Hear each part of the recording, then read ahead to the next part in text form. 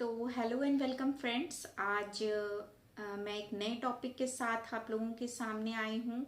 आज हम लोग बात करेंगे 8 ऐसे पॉइंट्स के बारे में। मैं आपको 8 ऐसे पॉइंट्स दूंगी जो कि आपके आईबीएस डायरिया का ट्रिगर पॉइंट्स हो सकता है। तो फूड के मैं ऐसे 8 कैटेगरी ऑफ फूड्स आपको बताऊंगी जो आपको while you are recovering from diarrhoea और यू हैव एक्टिव डायरिया, तो आप उस टाइम पे इन चीज़ों को स्ट्रिक्टली फॉलो करेंगे और ओवर द टाइम जैसे कि आप धीरे धीरे ठीक होते जाएंगे तो फिर इन सब चीज़ को वापस एक एक करके आप अपने डाइट में शामिल करेंगे। आप देखेंगे कि इससे किससे आपको प्रॉब्लम हो रही है, किससे नहीं हो रही है। But while you are having active diarrhoea और you are having active IBS, तो उस समय इन सब चीज़ों को आपको कंप्लीटली अपने ईटिंग लिस्ट से डिलीट कर देनी है। तो चलिए स्टार्ट करते हैं। तो at number 1 is obviously milk and its products. तो दूध और उससे बनी चीज़ें including curd I am repeating because many of you doubt that curd is not a trigger of diarrhea, IBS diarrhea, but it is, friends, because it contains high amount of lactose, and it is definitely a trigger of diarrhea. When you are having active IBS, you should not take curd. Second comes fruit and its products. Fruit and its products के मेरा मतलब है कि जैसे most of the fruits like apples, pears, watermelon, and these all fruits you have to eliminate completely। मतलब फल आपको almost सारे फल, कुछ एक्सेप्शंस हैं, बहुत ही कम एक्सेप्शंस है इसमें। लाइक जैसे कुछ लोगों को बनाना सूट कर सकता है, कुछ लोगों को पोमोग्रेनेट सूट करता है। मुझे पर्सनली पोमोग्रेनेट से प्रॉब्लम नहीं होती।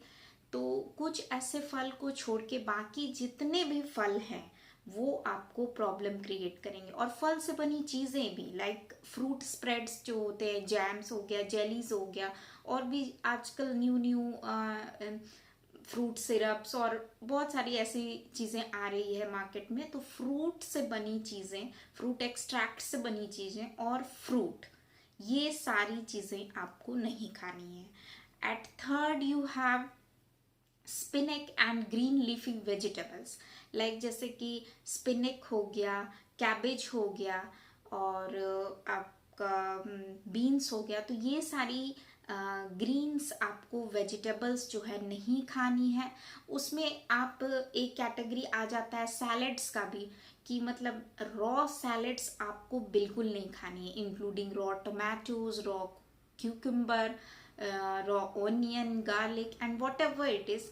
आपको रॉ सैलड्स नहीं खानी है। बहुत सारे लोग बोलते हैं कि उसमें जैसे कि वो डाइजेशन के लिए अच्छा होता है। जैसे आप अगर कैजुअली इंटरनेट पे सर्च करेंगे, many of you recommend to eat salads, but अगर आपको आईबीएस है और आपको आईबीएस डायरिया है, एक्टिव आईबीएस डायरिया है, तो आपको सैलड्स नहीं खानी है। At fourth we have fermented batter products. Like जैसे कि कुछ चीज़ों को रॉ हम फर्मेंट कर देते हैं और फिर उसका फिर उसको मिक्सर में, ग्राइंडर में पीस करके उसका बैटर तैयार करते हैं। उसके बाद फिर उससे कुछ चीज़ें बनाते हैं और खाते हैं। लाइक यू से राइस को फर्मेंट करके, राइस और उड़द दाल को फर्मेंट करके हम डोसा, इडली बनाते हैं। और आप बेसन को फर्मेंट करके ढोकला और भी बहुत सारे गुजराती फूड प्रोडक्ट्स जो हैं, फूड आइटम्स जो हैं, वो बनाते हैं। तो फर्मेंटेड बैटर प्रोडक्ट्स, जो फर्मेंटेड चीज़ें हैं, while you are having active diarrhoea you should not consume this things. तो फर्मेंटेड बैटर से जो भी प्रोडक्ट्स बनेंगे तो वो आपको नहीं खानी होती है। Later on, if you are not having diarrhea or you are not having a trigger, उस समय आप ट्राई कर सकते हो कि how much it's affecting your stomach और गट। और लेटर ऑन अगर वो आपको ठीक लगता है तो आप खा सकते हो, वो आपको डाइजेस्ट अगर होता है तो आप खा सकते हो। But while you are healing, while you have active IBS और while you are suffering from too much diarrhoea, उस समय तो आपको इसको बंद करनी होगी। At number 5 we have dry fruits। तो ड्राई फ्रूट्स आपको नहीं खानी है, जैसे कि ड्राई फ्रूट्स में बहुत सारी चीज़ें हैं, किशमिश है, काजू है, आमंड्स है और अंजीर है, फिर बहुत सारी ऐसी चीज़ें हैं, खजूर है। तो बहुत बार क्या होता है, जैसे आईबीएस के जो पेशेंट्स होते हैं उनको वीकनेस काफ़ी लगती है, फटीग काफ़ी लगती है, तो उनको पता नहीं होता क्या खाना नहीं खाना है, तो वो ड्राई फ्रूट्स खाना स्टार्ट कर देते हैं। उससे क्या होता है, और डायरिया बढ़ जाती है और फिर आपको और फटीग हो जाता है। तो आपको ड्राई फ्रूट्स नहीं लेनी है during IBS diarrhoea. At number 6 we have breads. Bread और ब्रेड के प्रोडक्ट्स आपको नहीं खाने हैं। तो ब्रेड्स आप नहीं खाएंगे, सैंडविचेस ऑब्वियसली ब्रेड से बनते तो आप नहीं खाएंगे, डोनट्स वगैरह आप नहीं खा सकते हैं। तो ये सारी चीज़ें, बर्गर वगैरह तो ऑब्वियसली आप नहीं ही खा सकते हैं when you are having active diarrhoea. At number 8 we have too much spicy foods like जो रेड पेपर होते हैं, ब्लैक पेपर और वाइट पेपर से जो बनी चीज़ें होती हैं जो बहुत ज़्यादा स्पाइसी होती है, रेड चिलीज़ का जिनमें बहुत ज़्यादा यूज़ होता है, वो सारी चीज़ें आपको नहीं खानी है। In limited quantities you can have green chilies, but then also while you are having active diarrhea वो आपको ट्रिगर कर सकती है, इसलिए it's better to avoid all kinds of chilies when you are having diarrhea। तो आप उस समय सारी चिलीज को हटा दीजिए। But if you are too much addicted to having chilies and you cannot take your food bland, then in that case you can have green chilies। आप हरी मिर्च का सेवन कर सकते हैं, रेस्ट आप और सारी मिर्च जैसे गोल मरीच हो गया, फिर वाइट जो मिर्च होती है, वाइट पेपर, वो आप ये सारी चीज़ें को अवॉइड कीजिए completely. At number 8 we have grains which are high in fiber, like जैसे कि रागी आजकल बहुत प्रचलन में है। Now you say that my noodles are healthy because it contains ragi. Obviously it may be good for many of section of people, but if you are having IBS diarrhea it's definitely not a choice for you। तो आपको जैसे high fibre की चीज़ें जैसे रागी हो गया, ज्वार हो गया, बाजरा हो गया, even brown rice contains high amount of fibre, so आपको ब्राउन राइस तक भी कंज्यूम नहीं करनी है, रागी नहीं कंज्यूम करनी है, ज्वार बाजरा ये सारी चीज़ें आपको नहीं करनी है कंज्यूम।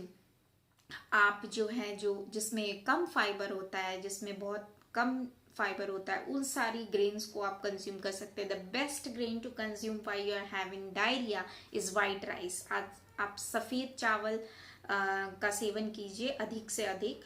एंड समटाइम्स मतलब लोग पूछेंगे ग्रेन्स में हाई फाइबर में क्या वीट आता है कि नहीं। वीट एक सेंसिटिव इशू है बहुत सारे लोगों के लिए, जैसे कि मैंने पर्सनली फील किया, मैंने ग्लूटेन हटाया भी था, मैंने ग्लूटेन फिर बाद में इंक्लूड भी किया, तो मैंने कुछ बहुत ज़्यादा फ़र्क नहीं देखा उसमें।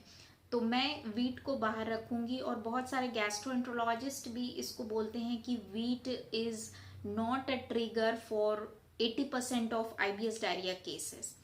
तो मैं वीट को इसमें नहीं रखूँगी। रेस्ट वीट को आप थोड़े क्वांटिटीज़ में, जैसे स्टार्ट फ्रॉम 2 to 3 चपातीस, उस समय आप देखिए क्या आपकी स्टमक की पोजीशन है और उसके अकॉर्डिंगली आप कर सकते हैं। बट अगर आप मुझसे पूछिए, मेरा एक्सपीरियंस पूछिए, तो wheat is not a trigger for IBS diarrhoea. आप एक टाइम दिन में वीट या चपातीस जो वीट की बनी हुई है वो ले सकते हैं।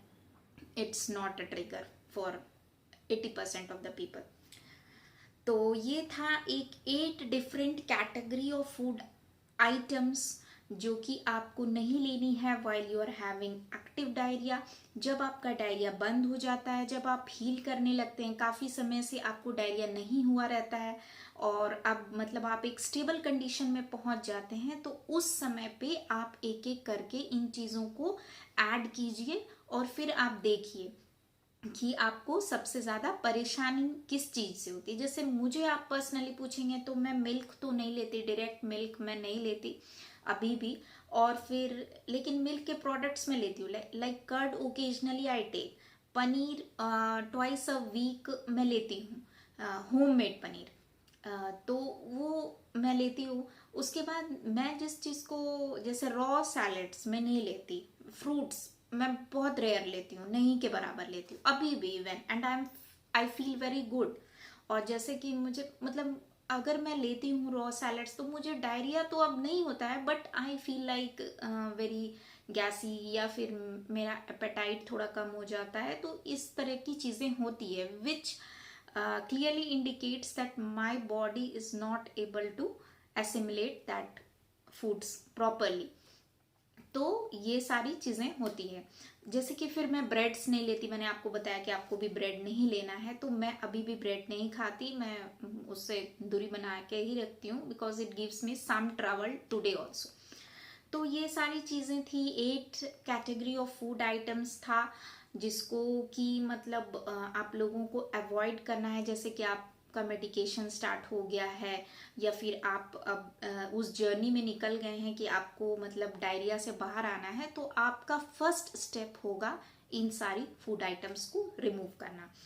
तो ये था आज का टॉपिक फ्रेंड्स, और अगले टॉपिक में मैं कुछ और नया आप लोगों के सामने लेकर के आऊँगी which will prove beneficial for your weight gain in IBS diarrhoea. और फिर जो फूड के ही बहुत सारे टॉपिक्स हैं, जैसे कि ये था आप क्या नहीं खा सकते, आपको क्या हटानी है, इंस्टेड में अगली बार हो सकता है ये लेके आऊँ कि आपको क्या खानी है, किस चीज़ से आपका वेट गेन हो सकता है अच्छे से ओवर द टाइम।